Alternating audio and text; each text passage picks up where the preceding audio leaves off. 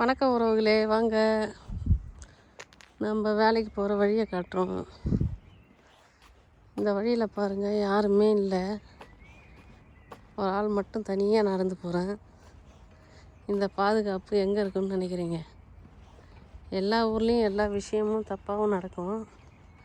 நம்ம மனதைரியம் தான் நம்மளை வாழ வைக்குது. பாருங்கள், மழை வேற விடாமல் பெய்யுது. இந்த நேரத்தில் வீடியோ கேமரா அப்படியே காட்டிக்கினே போகிறேன்.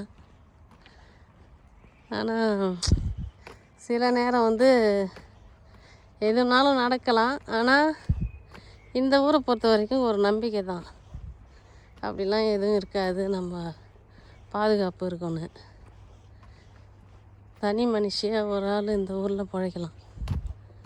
என்னன்னா, இங்கே வாழறதுக்கு தான தகுதியான ஒரு வேலையும் கஷ்டப்படுற மனசுக்கு தெம்பு இருந்துட்டால் கண்டிப்பாக இந்த ஊரில் கால் பதிச்சு வாழலாம்.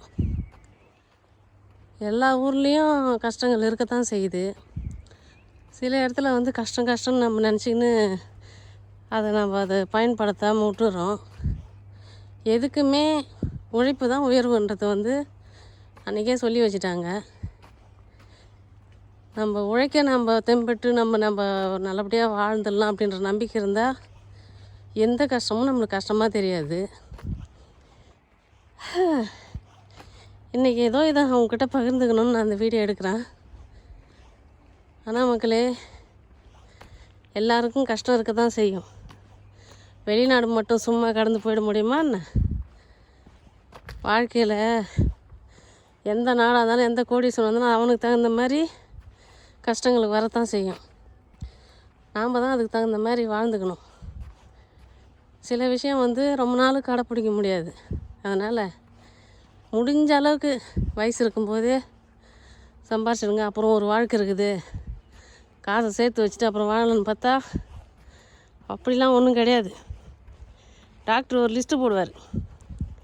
இதை சாப்பிடக்கூடாது, இதை சாப்பிட்டா எப்படி வந்துடும், அதை சாப்பிடக்கூடாது, அதை சாப்பிட்டா எப்படி வந்துடும், இந்த பொருள்லாம் இப்படி தான் சாப்பிட்ணும், இவ்வளோ குவான்டிட்டியில் சாப்பிட்ணும், அதெல்லாம் ஒரு லிஸ்ட்டு கொடுப்பார். மக்களே, உழைக்கும் போதே சாப்பிட்ருங்க, சம்பாதிக்கும் போதே வாழ்ந்துருங்க, என்ஜாய்.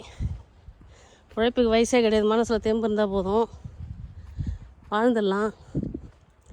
ஆனால் உழைப்பை மட்டும் விட்டுறாதீங்க, வேலை செய்யணும். வேலை செஞ்சால் தான் வாழ முடியும், எந்த நாட்டிலையும் எந்த ஊர்லேயும். நம்ம நாட்டிலே கூட ரிட்டைர்மெண்ட்டே இல்லாத ஒரு வாழ்க்கை விவசாயம்தான். அதனால தான் நான் விவசாயத்தை கையில் எடுத்திருக்கேன். நான் இங்கே வேலை செய்ய அங்கே வேலை நடக்குது. எப்படியும் நான் வேலை செஞ்சு இந்த கடன்லாம் அடிச்சிட்டேன்னா முழு விவசாயம் இறங்கிடும்னு நம்பிக்கை இருக்குது. அங்கே மட்டும் உட்காந்துன்னு பூ பறிக்க போகிறேன்னா பூவும் தான் பறிக்க போகிறேன். ஆனால் அங்கேயும் கஷ்டம்தான்.